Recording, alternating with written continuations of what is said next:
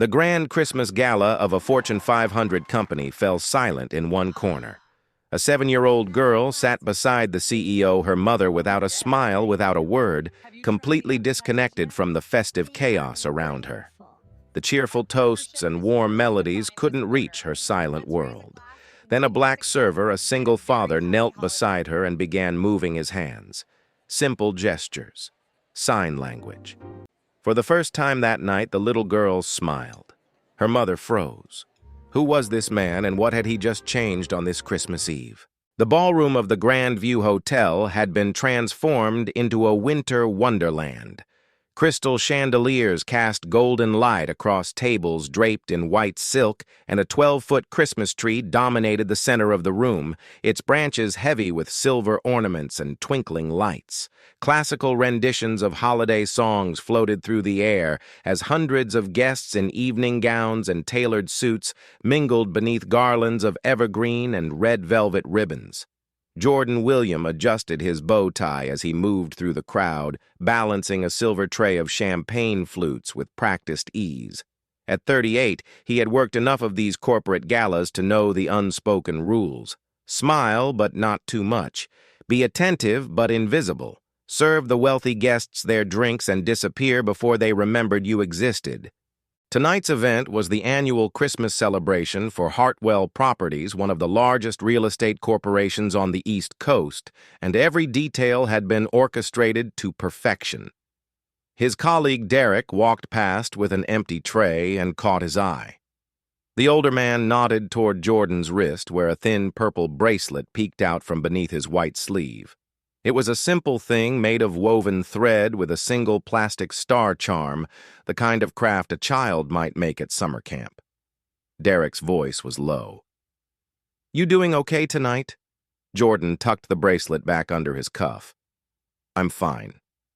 Christmas Eve was always her favorite, wasn't it? The question landed somewhere deep in Jordan's chest, in a place he had learned to guard carefully. Serena would have been 8 years old this year.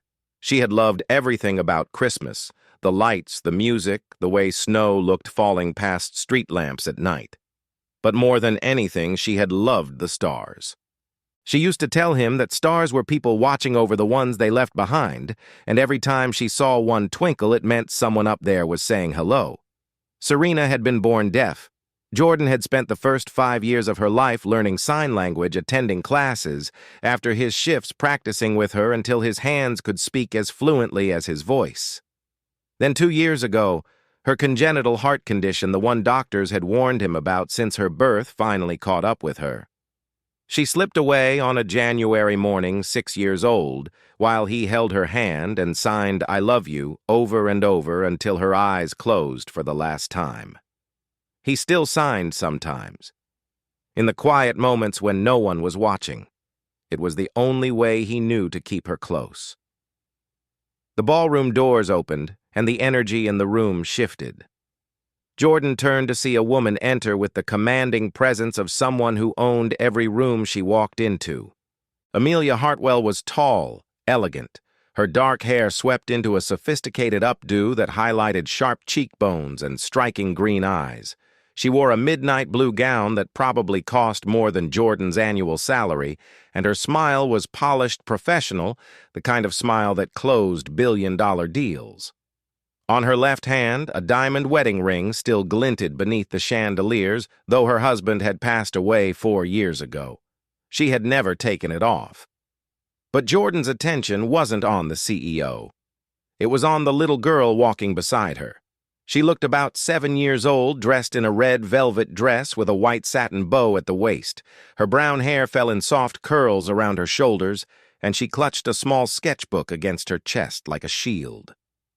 While her mother moved through the crowd, accepting handshakes and air kisses with practiced grace, the girl stayed close to her side, her eyes darting around the room with a mixture of curiosity and apprehension.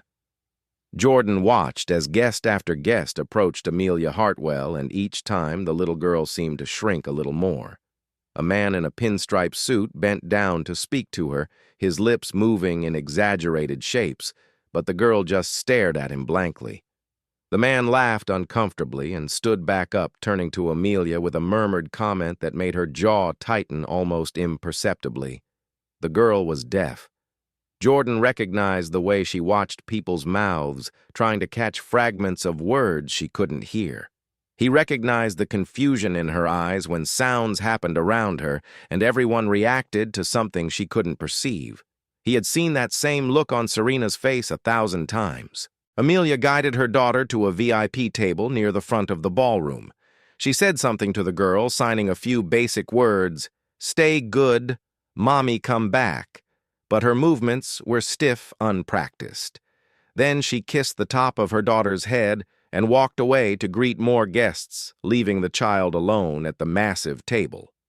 Jordan continued serving, but his eyes kept drifting back to the little girl. She had opened her sketchbook and was drawing something with a worn pencil, her small hand moving in careful strokes. Around her, the party swirled with laughter and conversation and clinking glasses. No one sat beside her. No one tried to speak to her. She was surrounded by hundreds of people and completely alone. Mrs. Thornton, the event director, appeared at Jordan's elbow. She was a severe woman in her 50s with silver hair pulled back so tightly it seemed to stretch her face. Her clipboard was clutched against her chest like a weapon. "Table 7 needs more wine," she said crisply. "And remember, no unnecessary interaction with VIP guests. Serve and move on." Jordan nodded and headed toward the bar, but he couldn't shake the image of the little girl hunched over her sketchbook. When he passed by the VIP table again, he glanced down at her drawing. It was a single star sketched in the center of an otherwise empty page. A memory surfaced unbidden Serena at 4 years old, drawing stars on every surface she could find. Construction paper napkins, the margins of his work schedules. "Stars are friends, Daddy," she had signed to him once. "They never go away." A manager approached the little girl's table with a wrapped gift, some kind of corporate goodie bag for VIP children. He spoke to her enthusiastically, gesturing at the present, but she didn't respond. She couldn't hear him. She was watching his mouth, trying desperately to understand, but his words came too fast. Finally, she just shook her head and looked down at her drawing. The manager's expression faded. He straightened up and walked over to another staff member leaning in to whisper something. Jordan caught fragments. "Strange kid. Doesn't respond to anything. Kind of awkward, don't you think?" Something hot flared in Jordan's chest. He remembered all the times people had talked about Serena like that, as if her deafness made her less than human, as if she was a problem to be managed rather than a child to be loved. He looked at the little girl again. Her pencil had stopped moving. She was staring at the crowd around her with an expression Jordan knew too well, the quiet resignation of someone who had learned that the world would never meet her halfway. He should keep working. He should serve his drinks and collect his paycheck and go home to his empty apartment. That was the safe thing to do, the smart thing. But then he thought about Serena. About all the times he wished someone, anyone, had taken a moment to really see her, to speak her language, to make her feel like she belonged. Jordan set down his tray on a nearby service station. His heart was pounding as he walked toward the VIP table. He knew he was breaking protocol. He knew Mrs. Thornton would have his head if she saw him. He knew that approaching the CEO's daughter uninvited could cost him his job. But he also knew what it felt like to be invisible. And he couldn't watch this child disappear into herself the way Serena sometimes had not on Christmas Eve, not when he had the power to change it. He stopped beside her table and knelt down so that he was at her eye level. The girl looked up, startled, her pencil frozen mid-stroke. Jordan offered a gentle expression and raised his hands. "Hello," he signed. "Your drawing is beautiful. Do you like stars?" The little girl's eyes went wide. For a moment, she just stared at him as if she couldn't quite believe what she was seeing. Then gradually, her face transformed, the first genuine expression of joy Jordan had seen from her all night. She lifted her own hands and signed back. You know sign language. Jordan nodded. I learned it for someone very special. The girl's face brightened even more, and something in Jordan's chest cracked open. Standing 20 feet away, surrounded by admirers and business associates, Amelia Hartwell turned and saw a black server kneeling beside her daughter. Her expression hardened instantly. Amelia cut through the crowd like a blade, her heels clicking sharply against the marble floor. She reached the VIP table in seconds, positioning herself between Jordan and her daughter with the practiced precision of someone who had spent her entire career protecting what was hers. "What do you think you're doing?" Her voice was ice. Jordan rose to his feet with deliberate calm, keeping his hands visible and his expression neutral. "I apologize, ma'am. I was just greeting your daughter." Amelia's eyes flickered to Sophie, who was still beaming up at Jordan with an openness that seemed almost foreign on her face. Then her gaze returned to Jordan, sharp and assessing. "My daughter doesn't need you to greet her. She has me." The words hung in the air between them. Jordan wanted to point out that Sophie had been sitting alone for nearly an hour while her mother worked the room. He wanted to ask why, if Amelia was so concerned about her daughter, she had left her isolated at a table full of strangers who couldn't communicate with her. But he said none of those things. He simply nodded. "Of course, ma'am. I meant no disrespect." Mrs. Thornton materialized beside them, her face tight with barely concealed fury. She gripped Jordan's elbow and steered him away from the table with a smile that didn't reach her eyes. "So sorry for the interruption, Mrs. Hartwell. It won't happen again." As Jordan was pulled away, he turned back one last time. Sophie was watching him with wide, uncertain eyes, her brightness beginning to fade. He raised his hands quickly, signing before Mrs. Thornton could stop him. "Your star is beautiful. Merry Christmas." Sophie's face lit up again. She lifted her small hands and signed back, "Merry Christmas." Her fingers forming the words with the eager enthusiasm of a child who had finally found someone who spoke her language. Amelia watched the exchange with an expression Jordan couldn't quite read. Her brow furrowed slightly, and something shifted in her eyes, surprise perhaps, or the beginning of recognition. She had seen Jordan's hands move with a fluency that her own had never achieved despite the private tutors and the expensive courses she had paid for over the years. Mrs. Thornton pulled Jordan around a corner out of sight of the main ballroom. Her grip on his arm tightened. "Have you lost your mind? That is the CEO's daughter. The CEO Jordan. Do you understand what that means?" "I understand." "Then explain to me why you thought it was appropriate to sit down and have a conversation with her." "I wasn't sitting. I was kneeling, and I was just saying hello." Mrs. Thornton's nostrils flared. "Don't get smart with me. You know the rules. No unnecessary interaction with VIP guests. You serve, you smile, you disappear. That's it." Jordan met her gaze steadily. She was alone. "She's deaf, and no one in that room can talk to her. I just wanted her to feel seen." "That's not your job." Mrs. Thornton jabbed a finger at his chest. "Your job is to carry drinks and keep your mouth shut. If I catch you near that table again, you're done. Understand?" Jordan nodded without protest. Mrs. Thornton straightened her jacket and stalked back toward the ballroom, leaving him alone in the service corridor. He leaned against the wall and closed his eyes, pressing his palm against the purple bracelet beneath his sleeve. The star charm dug into his skin, a small, sharp reminder of everything he had lost. Back in the ballroom, Amelia had returned to her daughter's side.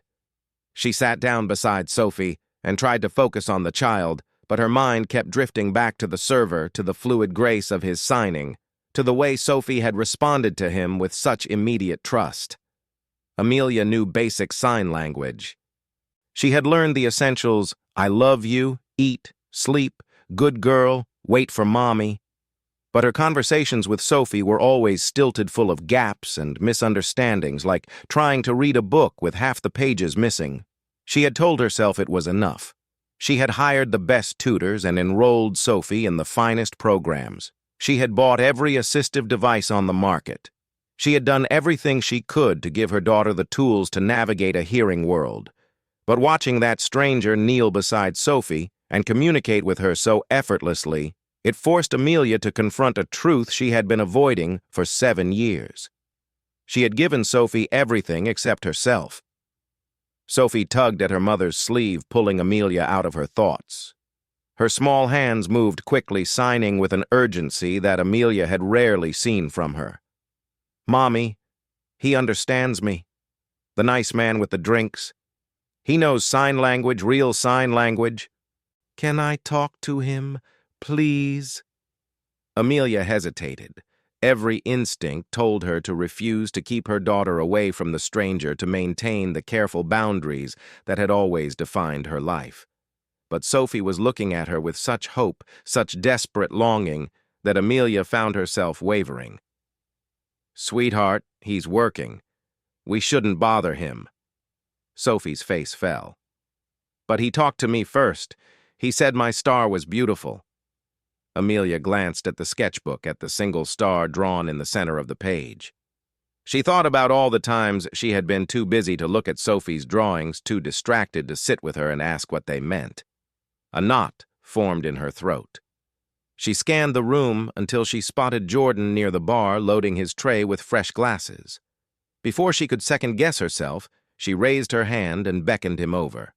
Jordan approached cautiously, aware of Mrs. Thornton watching from across the room. He stopped at a respectful distance from the table. Amelia studied him for a long moment. "Where did you learn sign language?" "I taught myself, ma'am. Took classes for 5 years. "Why?" Jordan's hand moved unconsciously toward his wrist, toward the bracelet hidden beneath his sleeve. "My daughter was deaf." Amelia's expression softened almost imperceptibly. She passed away 2 years ago. Heart condition." A heavy silence settled between them. Amelia looked at Jordan differently now, seeing not just a server in a uniform, but a father who had walked a road she understood all too well, the road of loving a child who experienced the world differently, of fighting to bridge a gap that most people didn't even know existed. "I'm sorry for your loss." Jordan inclined his head. "Thank you, ma'am." Sophie had been watching the exchange with growing impatience. She tugged at Jordan's sleeve and signed rapidly. "What's your name? Will you talk to me more? I don't have anyone to talk to here. Everyone just looks at me funny and goes away." Jordan glanced at Amelia, silently asking permission. She hesitated, then nodded almost imperceptibly. He knelt down again, bringing himself to Sophie's level. "My name is Jordan. What's yours?" "Sophie, like the flower." She spelled it out carefully. "My daddy named me that before he went to heaven. Mommy says he's watching me from the stars." Jordan's chest tightened. "My daughter loved stars too. She used to draw them everywhere." Sophie's eyes went wide. "Really? What was her name?" "Serena." "Where is she now?" Jordan pointed upward toward the ceiling decorated with thousands of twinkling lights. "She's up there, with the stars." Sophie followed his gaze, her face illuminated by the golden glow of the chandeliers. When she looked back at Jordan, her expression was solemn and knowing, far older than her 7 years. "Then she's watching you right now. She can see you talking to me." Something cracked open inside Jordan, a door he had kept locked for 2 years. He blinked rapidly, fighting to keep his composure. "You think so?" Sophie nodded firmly. "I know so. Stars always watch. They never look away." They talked for several more minutes. Sophie showed Jordan her sketchbook, flipping through pages filled with stars of every size and shape. She told him about her school, about her tutors, about the way other kids sometimes stared at her when she signed. Jordan listened to everything, responding in fluid sign language that made Sophie's hands move faster and faster with excitement. Amelia watched from her seat, unable to understand most of what they were saying, but she didn't need to understand the words to see what was happening. Her daughter was laughing. Her daughter was sharing. For the first time in months, maybe years, Sophie looked like she belonged somewhere. A complicated mix of emotions churned in Amelia's chest.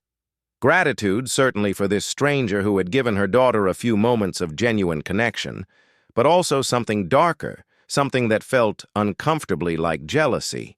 This man, this server, had accomplished in 10 minutes what Amelia had failed to do in 7 years. He had made Sophie feel seen. Around them, the party continued. Some guests had noticed the unusual scene unfolding at the VIP table. The CEO's daughter engaged in animated conversation with a member of the waitstaff. A few observers appeared touched by the interaction. Others exchanged disapproving glances, whispering behind their champagne flutes about propriety and boundaries and knowing one's place. Mrs. Thornton had seen enough. She marched across the ballroom, her heels striking the floor like gunshots, and positioned herself directly behind Jordan. A word. Now. Jordan straightened up and signed a quick "wait here" to Sophie before following Mrs. Thornton to a quiet corner near the service entrance. "I warned you," she hissed. "I specifically told you to stay away from that table. Mrs. Hartwell asked me to come over. She wanted to talk to me.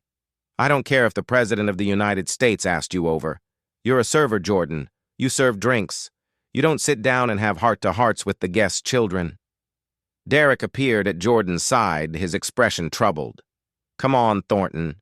He wasn't doing anything wrong. That kid needed someone who could actually communicate with her. Everyone else in this room has been treating her like she's invisible." Mrs. Thornton turned her glare on Derek. "If you want to keep your job, I suggest you stay out of this. I'm just saying maybe the rules should have some flexibility when a child is involved. The rules are the rules, and if either of you breaks them again, you'll both be looking for new employment. Am I clear?" Derek fell silent, his jaw tight. Mrs. Thornton smoothed her jacket and walked away, leaving the two men alone. Jordan exhaled. "You shouldn't have stuck your neck out for me." "Yeah, well, someone had to." Derek leaned against the wall, arms crossed.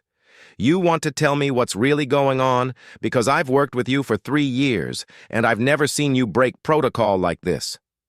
Jordan looked down at his hands, the hands that had learned to speak for his daughter, the hands that had signed lullabies and bedtime stories and "I love you" 1,000 times over.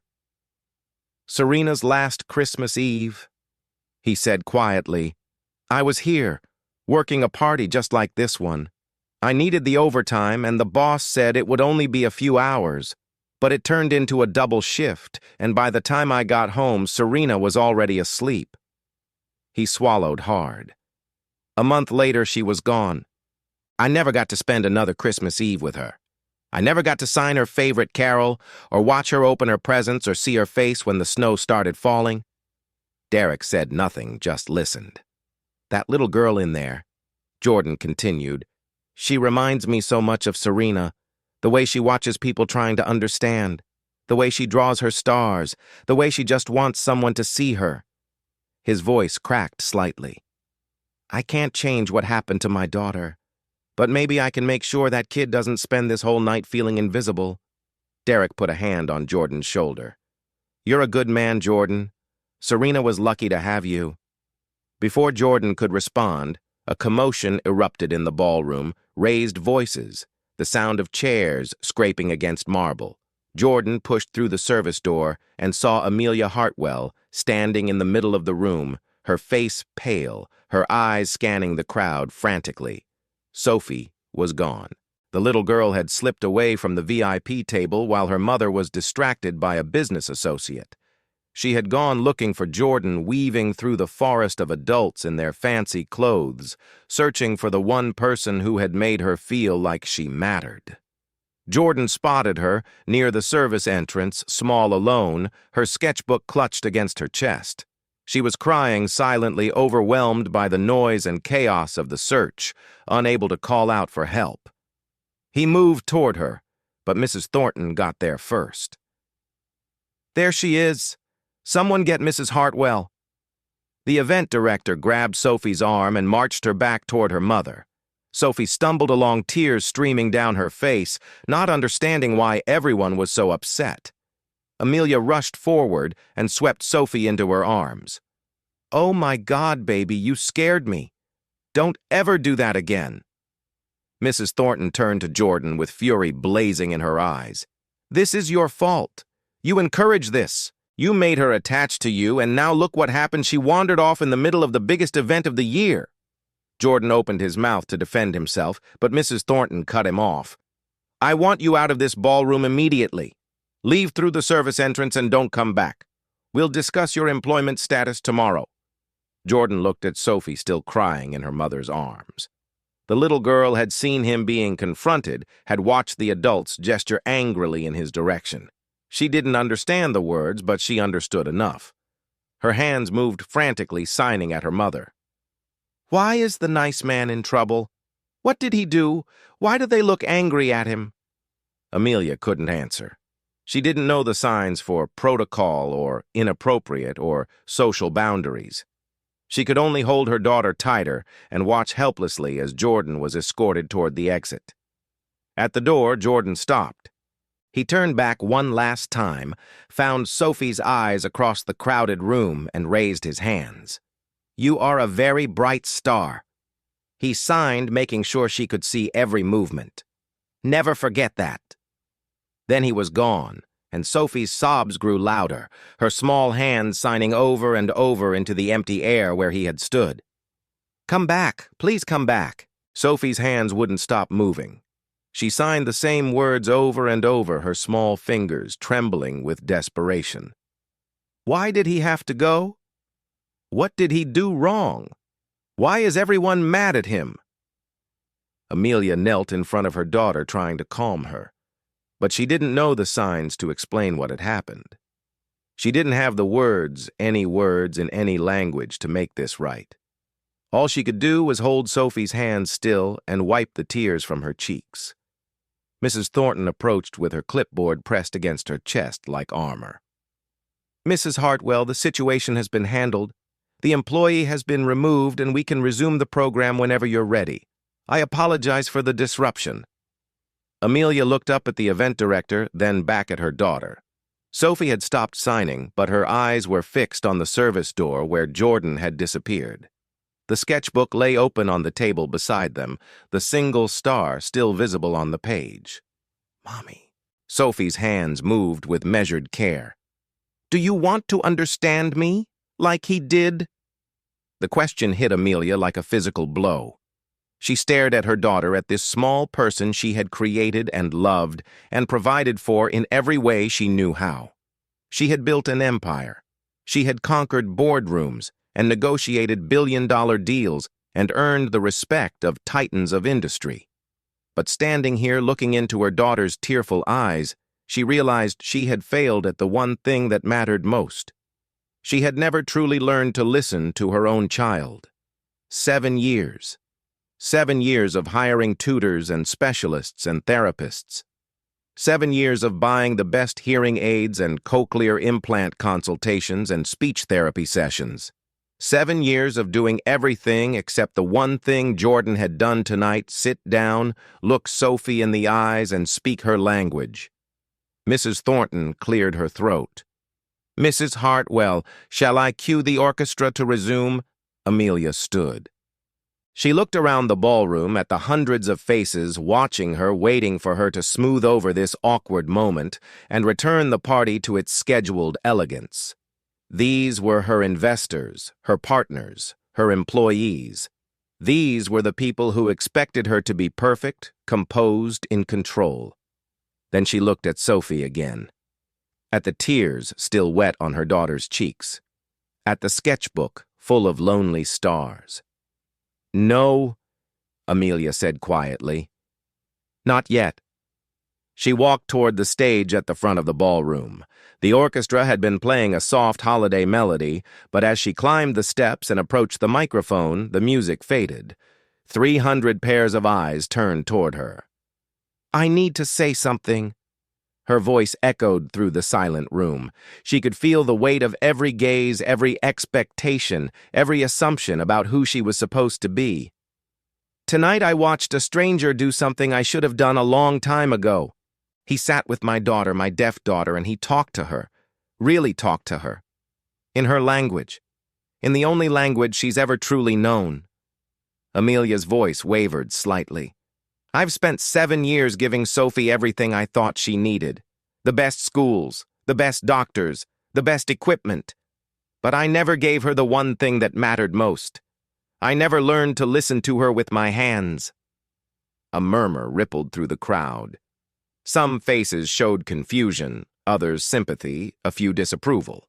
Amelia ignored them all. That man, that server, who was just escorted out of this room, he lost his own daughter 2 years ago. She was deaf too. He learned sign language for her, and even after she was gone, he kept that knowledge alive. Tonight he used it to make my daughter smile for the first time in months. Her jaw tightened. And we punished him for it. She turned to Mrs. Thornton, who had gone pale near the edge of the stage. Bring him back. Mrs. Thornton's mouth opened and closed. Mrs. Hartwell, I really don't think that wasn't a request. The event director hesitated for one more moment, then turned and hurried toward the service corridor. The ballroom remained silent, hundreds of guests frozen in place, unsure how to react to this unprecedented breach of corporate protocol. Amelia stepped down from the stage and returned to Sophie's side. She knelt again and took her daughter's hands. I'm sorry. She signed clumsily, the movements stiff and imprecise. I should have learned better. I will learn better. I promise. Sophie's eyes widened. It was the most her mother had ever signed to her in a single moment. The service door opened and Jordan walked back into the ballroom. He looked confused, uncertain, his eyes scanning the room for some explanation of why he had been summoned back. Derek followed a few steps behind, equally bewildered. Amelia rose and walked toward Jordan, meeting him halfway across the dance floor. The crowd parted around them, creating a small island of space in the middle of the glittering room.